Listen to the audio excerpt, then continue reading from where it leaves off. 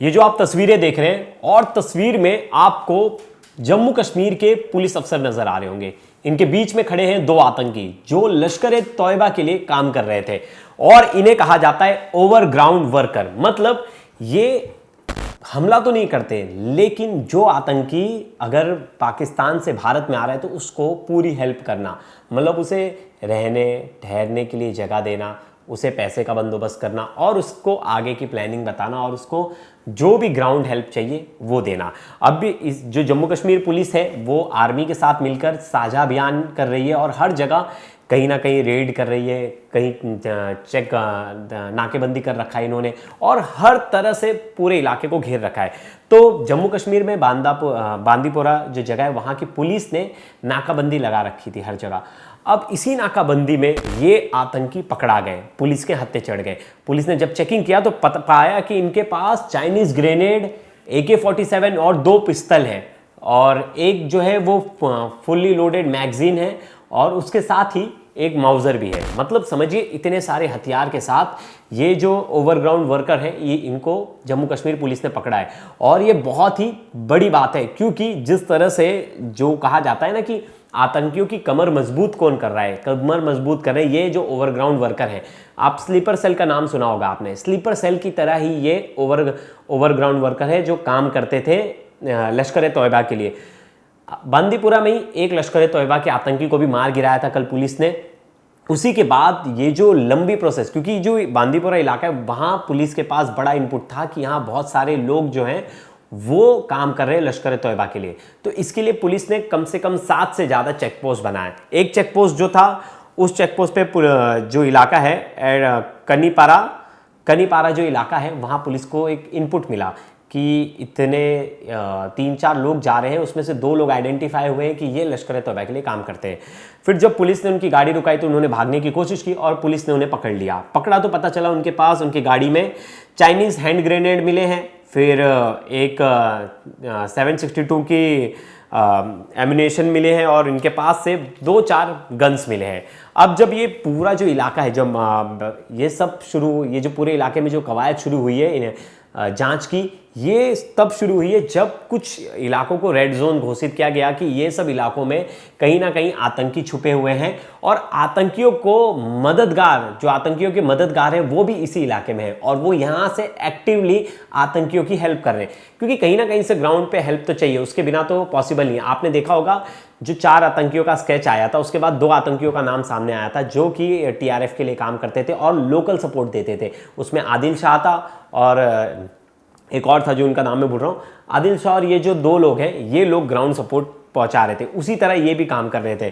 तो देखिए जो डिकॉय 45 बटालियन है सेंट्रल रिजर्व फोर्स की, CRPF की, वो भी इस साझा अभियान में साथ थी पुलिस के, जम्मू कश्मीर पुलिस के, और इन लोग ने मिल के इन्हें पकड़ा है। और ये अभी तक के लिए जो इन्वेस्टिगेशन में जो जिस तरह से ये बचने की कोशिश कर रहे हैं, भागने की कोशिश कर रहे हैं, अब कहीं भी इनका कोई सुराग नहीं मिल रहा था पुलिस वालों को। बहुत दिनों से इन्हें ढूंढा जा रहा था लेकिन अब जाकर ये पकड़ा गए, तो ये बहुत ज़्यादा रिलीफ है जम्मू कश्मीर पुलिस के लिए और इससे बहुत सारे क्लूज़ और आगे की चीज़ें पुलिस के लिए रिजॉल्व होंगी, क्योंकि अब ये जो 2 लोग हैं मुख्य, इन्हें भी कहा जा रहा है कि ये आर्म्स पहुँचाने में बहुत मुख्य भूमिका में थे। अब ये धीरे धीरे इनसे लीड्स मिलती जाएंगी कि कैसे पाकिस्तान से भारत में आर्म्स आ रहे हैं, अवैध तरीके से कैसे आ रहे हैं, किस बॉर्डर रूट से इन्हें लाया जा रहा है, कहाँ से इन्हें मंगाया जा रहा है, ये सब डिटेल्स इनसे पूछताछ जब पुलिस करेगी तो उसमें निकल कर आएगा। वहीं हमने देखा कि कल जब पुलिस ने जो आर्मी फोर्स है जो इन स्पेशल ऑपरेशन में लगी है,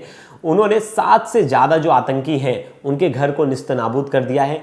2 के ऊपर बुलडोज़र चला दिया, 6 से ज़्यादा को ब्लास्ट करके उड़ा दिया है। ये एक स्ट्रिक्ट मैसेज है भारत सरकार की तरफ से पाकिस्तानी आतंकियों के लिए कि भाई अगर आप भारत में आके ऐसी कोई गतिविधि करके सोचोगे कि आप बच के चले जाओगे, और जो लोग इन आतंकियों का सपोर्ट करेंगे उनको सीधी खुल्लम खुल्ला वार्निंग है कि देख लो अंजाम ये होगा, अंजाम भुगतने के लिए तैयार रहना। जब ऐसा कुछ हुआ तो तुरंत बैकफुट पे आ गए TRF ने कह दिया कि हमने तो इस आतंकी हमले में हमारा कोई लेना देना नहीं। कल तक जो छाती पीट के बोल रहे थे कि आतंकी हमला हमने कराया, अब इतने डर गए डर के छुप गए हैं और कह रहे हैं कि अब ये आतंकी हमले से हमारा कोई लेना देना नहीं है। टीआरएफ बैकफुट पे क्यों आ गया है? टीआरएफ ने देख लिया कि उससे जो सपोर्ट मिलता है वो लोकल सपोर्ट मिलता है। अब लोकल सपोर्ट मिलेगा ही नहीं, क्योंकि लोकल्स को इन्वॉल्व भी नहीं होना चाहते। एक तरफ कश्मीरियों में बहुत ज़्यादा गुस्सा है टीआरएफ को लेके कि ये लोग हमारे नाम पे लड़ाई करते हैं, हमारे नाम पे दहशत फैलाते हैं, लेकिन ये तो बी कंपनी है पाकिस्तान की, और पाकिस्तान के लिए काम कर रहे हैं, लश्कर ए तोयबा के लिए काम कर रही है, जैश ए मोहम्मद के लिए काम कर रही है। और काम क्या है? भारत में स्थिरता ना रहे, कश्मीर में स्थिरता ना रहे, कश्मीर में जो ये पूरी कहते हैं ना कि एक सिचुएशन खराब कर दी जाए, जिसके बाद वहाँ टूरिज्म खराब हो जाए, उसके बाद वहाँ ना किसी की आवाजाही हो, वहाँ अस्थिरता रहे, जिसके वजह से वहाँ के लोग अधीन हो जाए, उन्हें पैसे की ज़रूरत पड़ेगी। पैसे की ज़रूरत पड़ेगी तो क्या? पाकिस्तान की तो एक आपने रिपोर्ट देखी होगी कि 40 करोड़ से ज़्यादा पाकिस्तान सिर्फ आतंकियों को पालने में खर्चा करता है। 25,000 से ज़्यादा वो रिक्रूटमेंट करता है और अपने लोगों को देता है, पाकिस्तानी लोगों को देता है कि वो आतंकवादी बन के जाए और भारत में हमला करे। लेकिन वही है, इनके पास रोजगार है नहीं तो नौकरी कहाँ से लाएंगे? तो आतंकी बना दो। पाकिस्तान की यही रणनीति है, कई सालों से चलती आ रही है। उसमें कल तक पाकिस्तान के पीएम बोल रहे थे कि जो भारत ने ये जो सिंधु रिवर संधि है, जिसे ट्रिटी को अगर कैंसिल करेंगे, अगर उसे रोका जाएगा तो इसे हम युद्ध मानेंगे। और आज बैकफुट पे आ गया। आज पाकिस्तान कह रहा है कि हम पहलगाम में जो हमला हुआ है, जो आतंकी हमला हुआ है, उसमें हम निष्पक्ष जांच में आपका सहयोग करेंगे। आपने सहयोग तो मुंबई हमलों के टाइम भी किया था और हमने उस टाइम पे हाफिज सईद का नाम दिया था। हाफिज सईद का जब नाम दिया गया था, इनके अंदर हिम्मत नहीं थी, इनकी सरकार के अंदर हिम्मत नहीं थी कि उस आतंकी पे कोई एक्शन ले और उस आतंकी को आप हमारे हवाले कर दो। इनके पास कोई चारा नहीं था।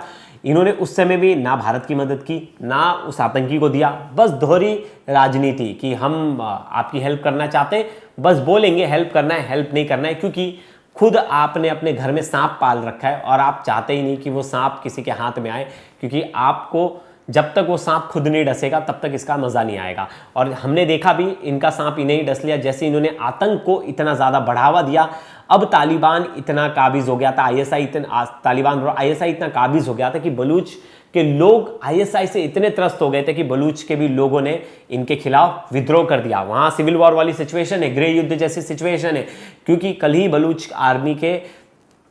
आर्मी ने वहाँ के पाकिस्तान के 10 जवानों को मौत के घाट उतार दिया। आप सोच सकते हैं, वो वीडियो भी बड़ी भयावह थी कि कैसे एक सेना की गाड़ी थी, ट्रक थी, उसको इन्होंने आईईडी ब्लास्ट करके उड़ा दिया और ब्लास्ट करने के बाद 10 जवानों की मौका वारदात पे ही मौत हो गई।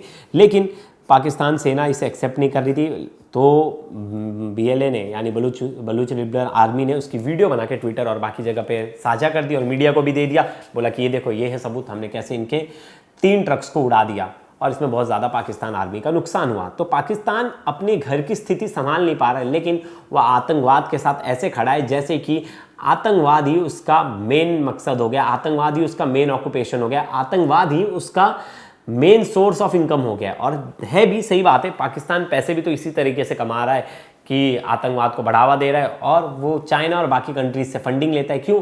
क्योंकि भारत में स्थिरता ना बनी रहे, भारत अपनी इन्हीं सब चीज़ों में उलझा रहे, तो वो डेवलपमेंट के बारे में कब सोचेगा। लेकिन ये साजिश उनकी नाकाम होगी, क्योंकि जिस तरह से अब भारत सरकार एकदम स्ट्रिक्ट पॉलिसी पे है और ईंट का जवाब पत्थर से नहीं, सीधा गोला बारूद से दिया जा रहा है और आने वाले समय में हमें कुछ बड़ा ऑपरेशन देखने को मिल सकता है।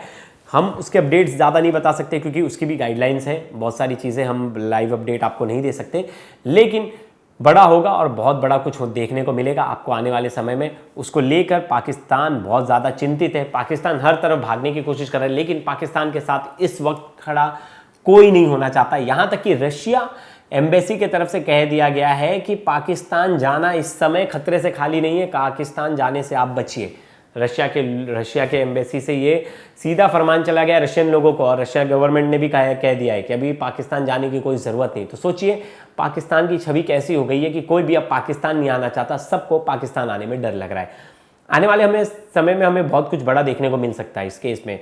सिर्फ बोलने की बात नहीं है, लेकिन ये जो 3-4 चीज़ें हैं, जिस तरह से आतंकी कितने दिन छुपेंगे, 1 दिन, 2 दिन, 3 दिन, 4 दिन, 5 दिन, इन तक बहुत जल्दी हमारी आर्म फोर्स है वो पहुंच जाएगी और देखिएगा इनका हश्र क्या होता है। और पाकिस्तान को भी ये देख लेना चाहिए कि अभी भी उनके पास समय है। अगर ये जो बड़े बड़े आतंकी वहाँ बैठे हैं आका और जो अपना बेस कैंप चला रहे पीओके में बैठ के, अगर पाकिस्तान उनको भारत के हवाले नहीं करता उन आतंकियों को, तब पाकिस्तान को इसका अंजाम देखना पड़ेगा और बहुत ही बुरा अंजाम होगा। अब तो देखिए आर्थिक संकट कैसे आता है पाकिस्तान के ऊपर, ये जो जल संधि रोकी गई है, इसके बाद इनकी तो कमर ही टूट जाएगी। तो दोस्तों अगली वीडियो में मैं लेकर आऊंगा, बताऊंगा कि जो ये जल संधि है उससे पाकिस्तान को क्या क्या नुकसान होगा और उसको लेकर पाकिस्तान के ही लोग और पाकिस्तान के ही नेता अपने सरकार के खिलाफ क्या कुछ कह रहे हैं, ये मैं अगली वीडियो में लेकर आऊंगा। जरूर देखिएगा मेरी नेक्स्ट वीडियो को। धन्यवाद।